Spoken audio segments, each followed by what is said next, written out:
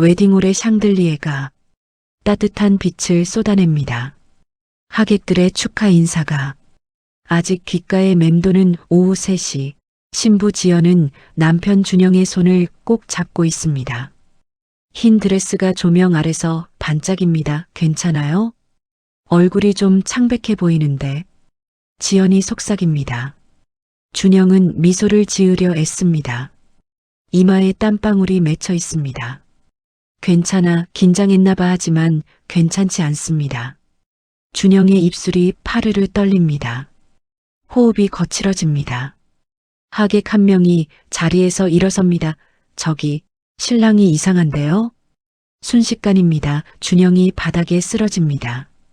턱시도 입은 몸이 대리석 바닥과 부딪히는 소리가 홀 전체에 울립니다. 비명이 터져 나옵니다. 누군가 119를 부릅니다. 지연은 남편 곁에 무릎을 꿇고 앉습니다.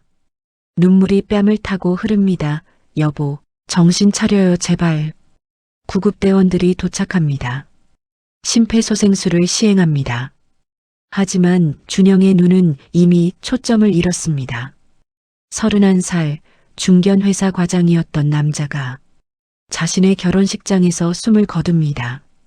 사인은 급성 심근경색으로 추정됩니다. 장례식장은 조문객들로 붐빕니다.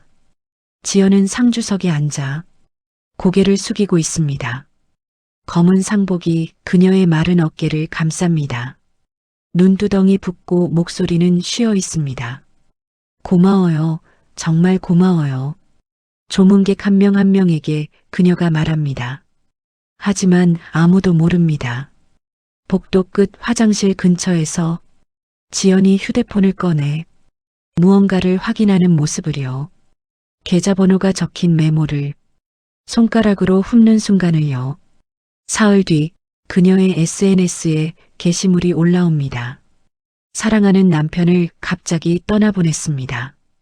장례 비용과 앞으로의 생활이 막막합니다. 작은 도움이라도 주신다면 감사하겠습니다.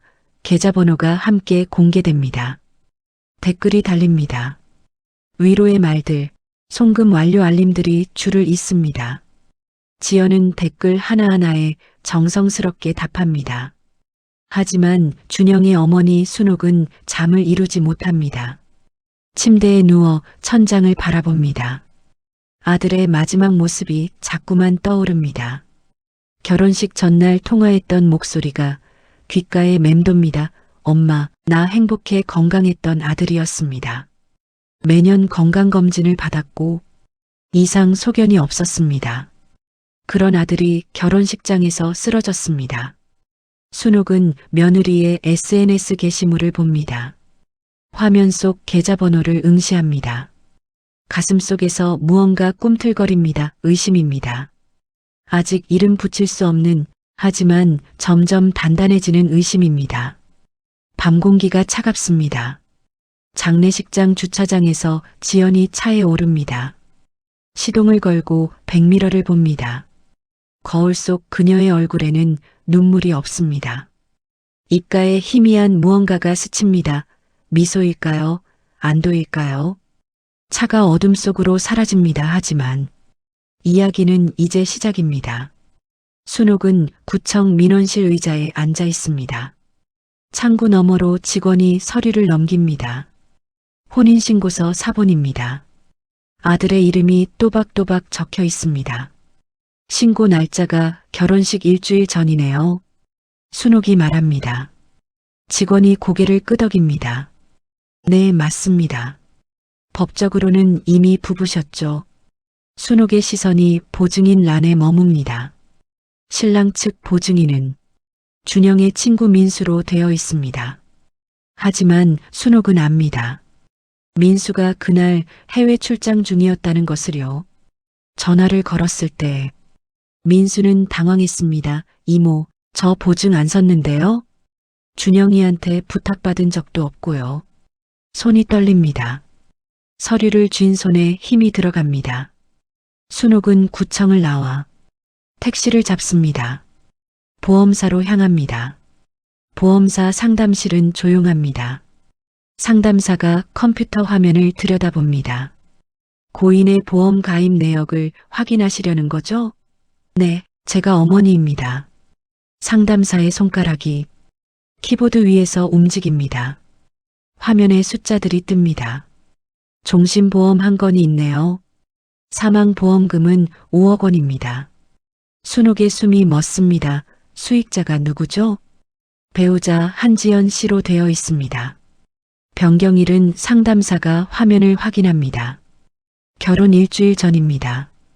원래는 어머니분이 수익자셨는데 변경되었네요. 순옥은 의자 등받이에 몸을 기댑니다. 머릿속이 복잡합니다. 준영은 그 보험을 대학 졸업 후 가입했습니다. 10년 넘게 꼬박꼬박 보험료를 냈습니다. 수익자는 늘 어머니였습니다. 변경 신청은 누가 했나요? 본인이 직접 오셨습니다. 서명도 확인했고요. 순옥은 보험사를 나섭니다. 거리의 소음이 귀에 들어오지 않습니다. 발걸음이 무겁습니다. 아들의 얼굴이 떠오릅니다. 지연을 처음 소개받던 날의 모습이 생각납니다.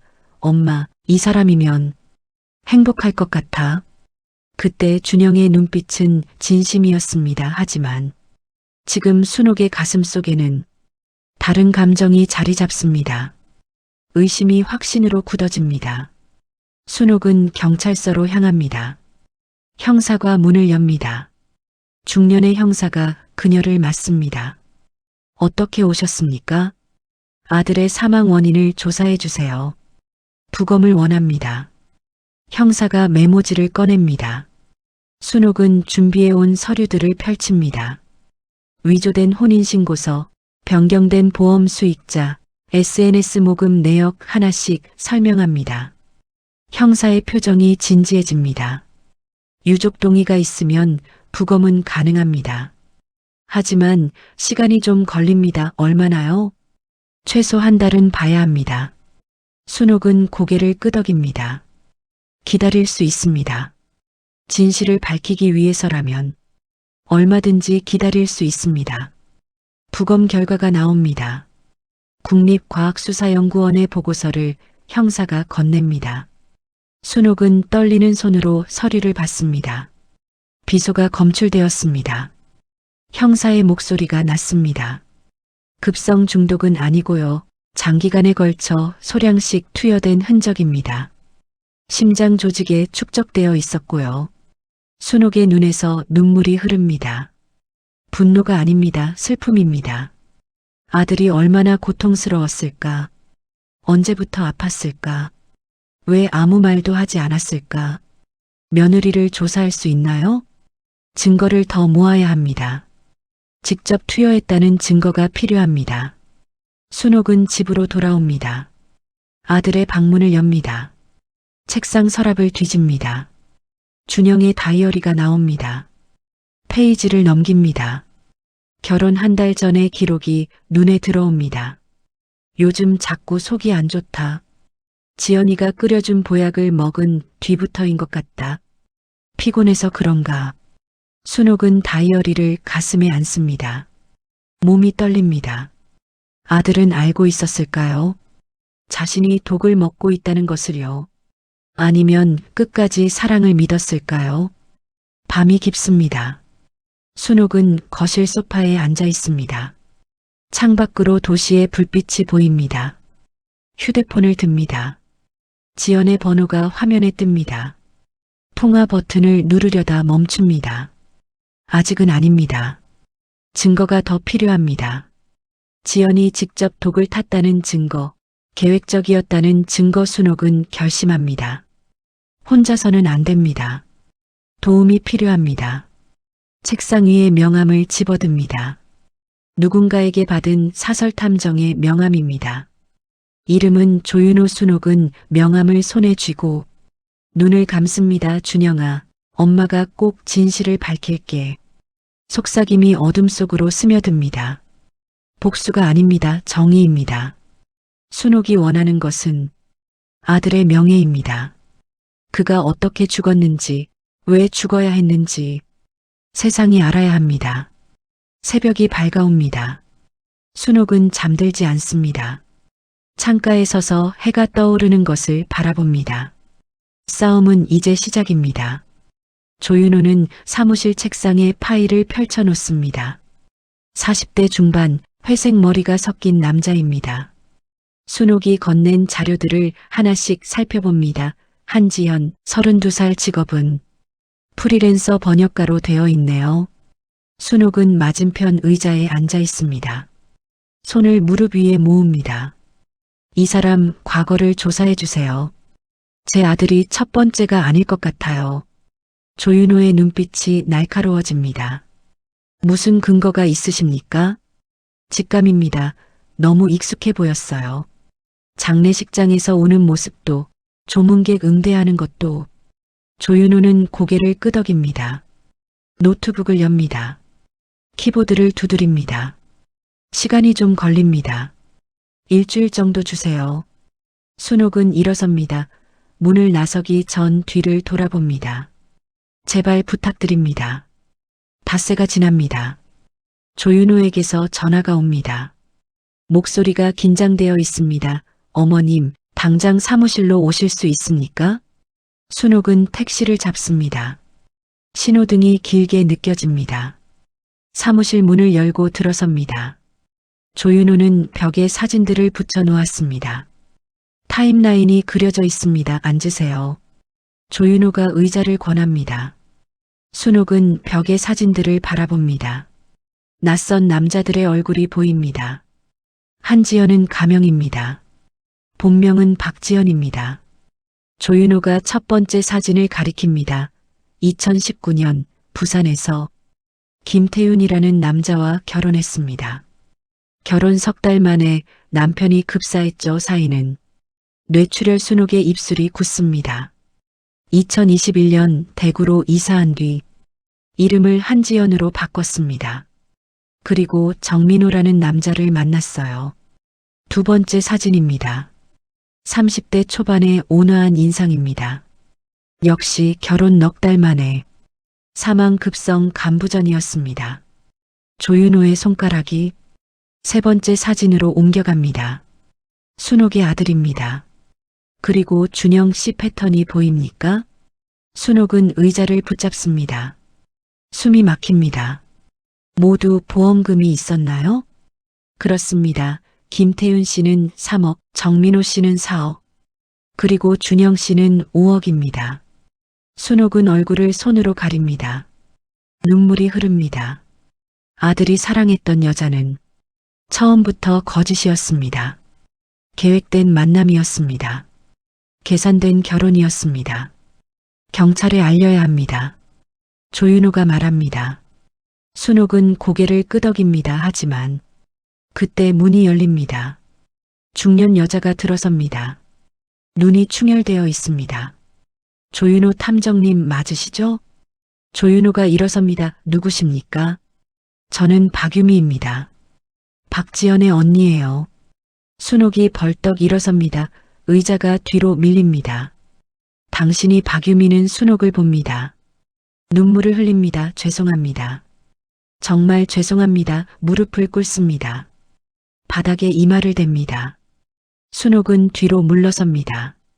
조윤호가 박유미를 일으킵니다. 무슨 일입니까?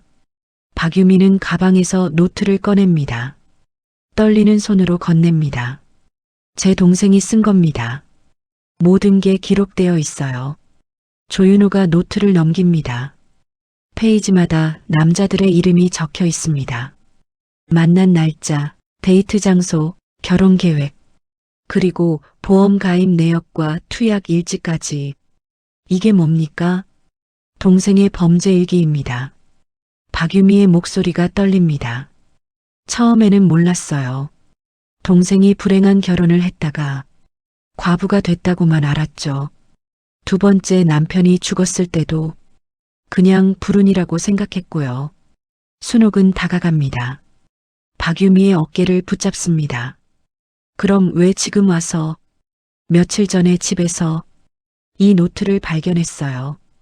동생 방을 청소하다가 박유미가 흐느낍니다. 읽고 나서 잠을 잘 수가 없었어요.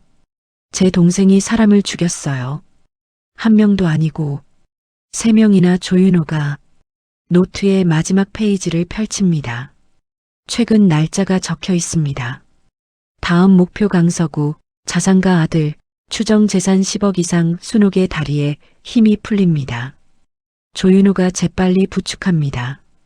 의자에 앉힙니다. 4번째 희생자를 찾고 있었던 겁니까?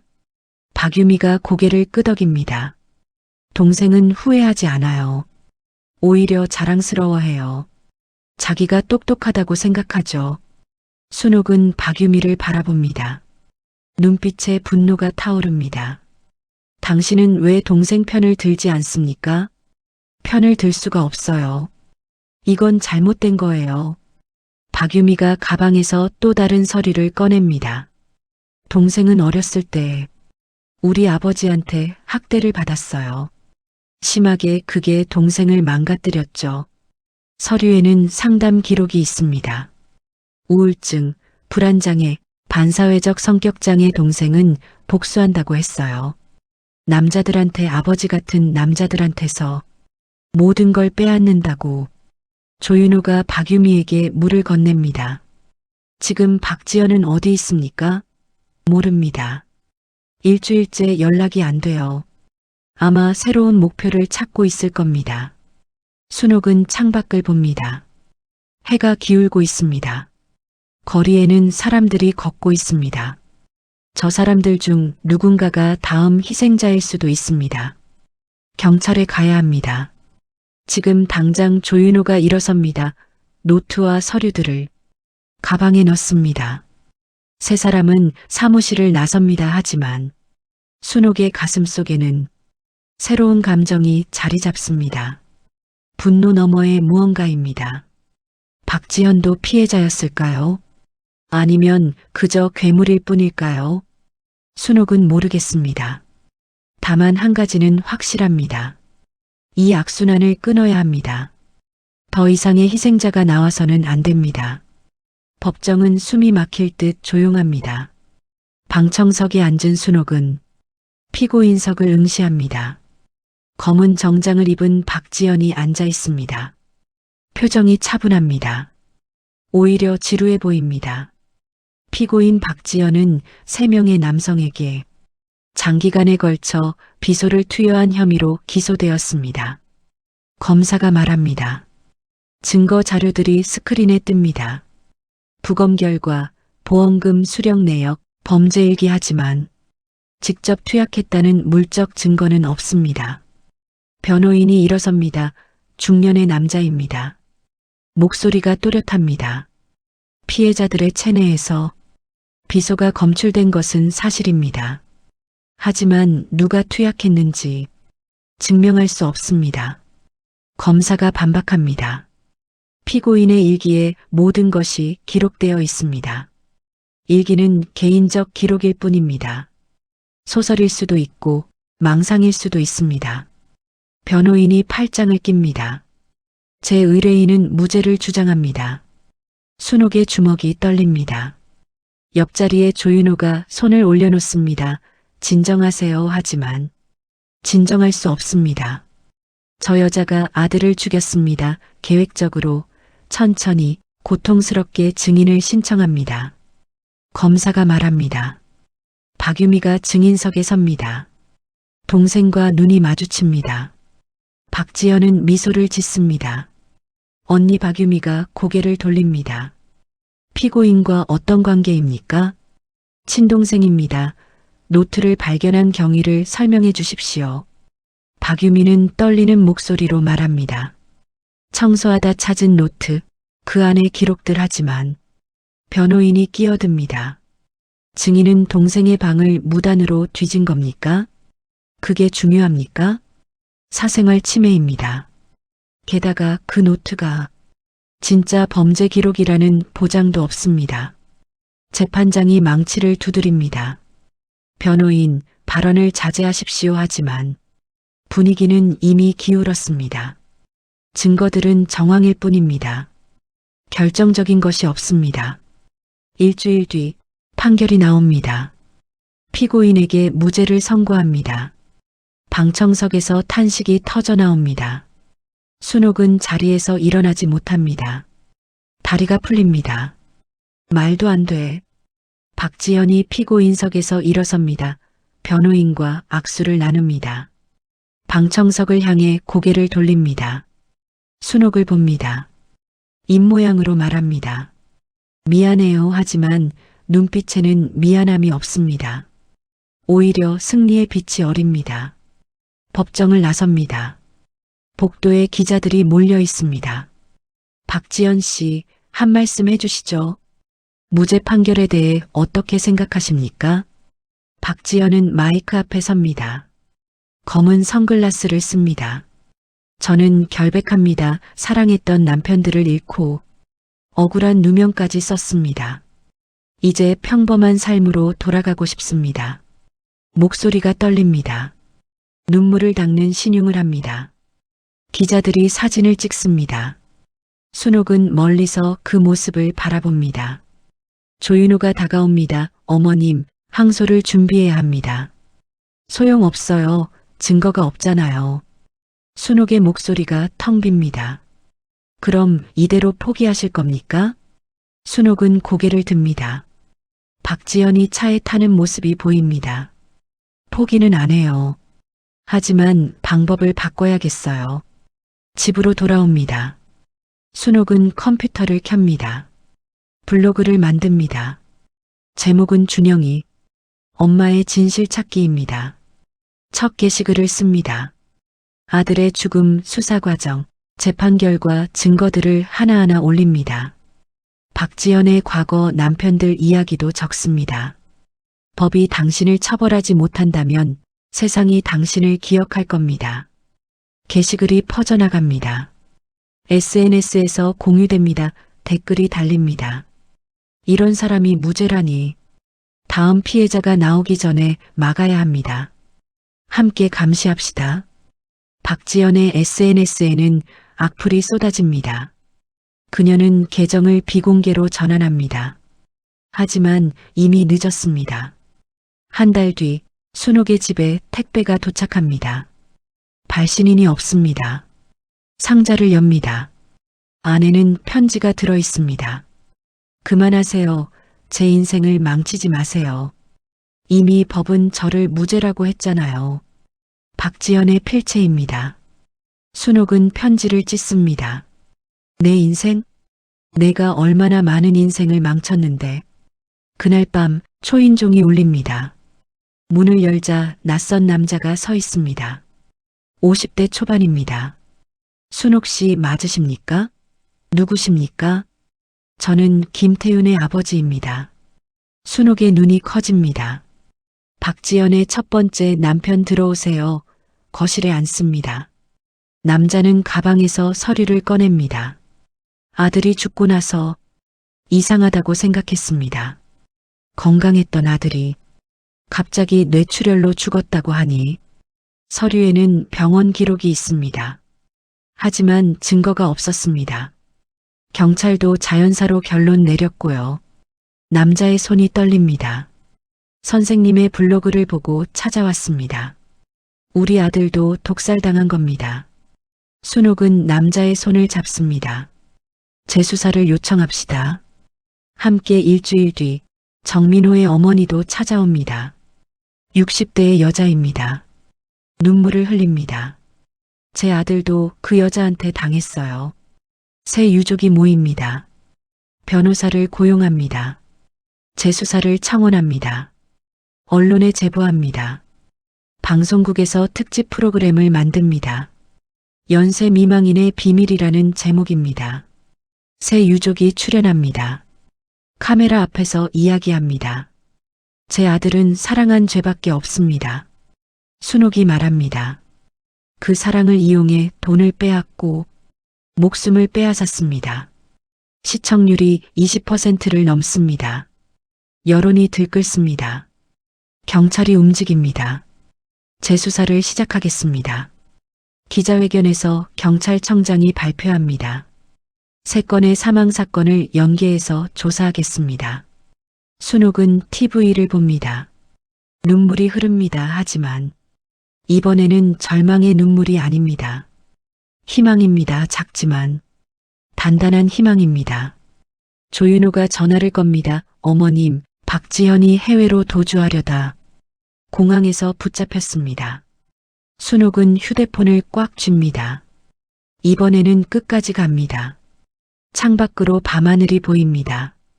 별이 반짝입니다. 아들이 좋아하던 별입니다. 순옥은 하늘을 향해 속삭입니다. 준영아, 조금만 기다려. 엄마가 반드시 정의를 세울게. 재수사는 석 달이 걸립니다. 경찰은 박지연의 집을 압수수색합니다. 옷장 깊숙한 곳에서 작은 유리병이 나옵니다. 라벨이 벗겨진 병입니다. 국과수 분석 결과 비소 화합물이 검출됩니다. 순옥은 경찰서에서 그 소식을 듣습니다. 형사가 증거 사진을 보여줍니다. 이게 결정적 증거입니다. 병 안에는 박지연의 지문이 남아 있습니다. 그녀의 컴퓨터에서는 독극물 구매 내역도 발견됩니다. 해외 사이트를 통해 소량씩 여러 차례 구입한 기록입니다. 두 번째 재판이 열립니다. 이번에는 다릅니다. 증거가 명확합니다. 증인도 늘었습니다. 박지현과 함께 일했던 번역가, 동료가 증언합니다. 지연 씨가 한 번은 농담처럼 말했어요. 남자들은 바보 같다고 사랑한다고 하면 뭐든지 믿는다고. 약사도 증언합니다. 수면제를 자주 구입했습니다. 본인이 불면증이라고 했는데 양이 너무 많아서 이상했어요. 박지연은 증인석에 섭니다. 이번에는 선글라스가 없습니다. 얼굴이 창백합니다. 왜 그랬습니까? 판사가 묻습니다. 박지연은 입술을 깨뭅니다. 한참을 침묵하다가 입을 엽니다. 돈이 필요했습니다. 목소리가 작습니다. 아버지가 빚을 남기고 돌아가셨어요. 언니와 저는 빚쟁이들에게 쫓겼습니다. 그때부터 생각했어요. 남자들한테서 돈을 빼앗으면 된다고. 방청석이 술렁입니다. 처음에는 데이트 폭력을 당하는 여자들을 보면서 정당화했습니다. 나쁜 남자들한테 복수하는 거라고 하지만 박지연이 고개를 숙입니다. 거짓말이었습니다. 그냥 돈이 필요했을 뿐입니다. 김태윤 씨도 정민호 씨도 준영 씨도 모두 좋은 사람들이었습니다. 순옥은 눈물을 닦습니다. 박유미도 옆에서 울고 있습니다. 미안합니다. 박지연이 방청석을 향해 고개를 숙입니다. 하지만 순옥은 그 사과를 받아들이지 않습니다. 받아들일 수 없습니다. 아직은 판결이 내려집니다. 피고인 박지연에게 무기징역을 선고합니다. 방청석에서 안도의 한숨이 터져나옵니다. 순옥은 자리에 주저앉습니다. 조윤호가 부축합니다. 끝났습니다. 어머님 아니에요. 이제 시작이에요. 법정을 나옵니다. 밖에는 봄바람이 붑니다. 벚꽃이 흩날립니다. 준영이 좋아하던 계절입니다. 한 달 뒤 순옥은 준영의 친구 민수를 만납니다. 카페에 마주 앉습니다.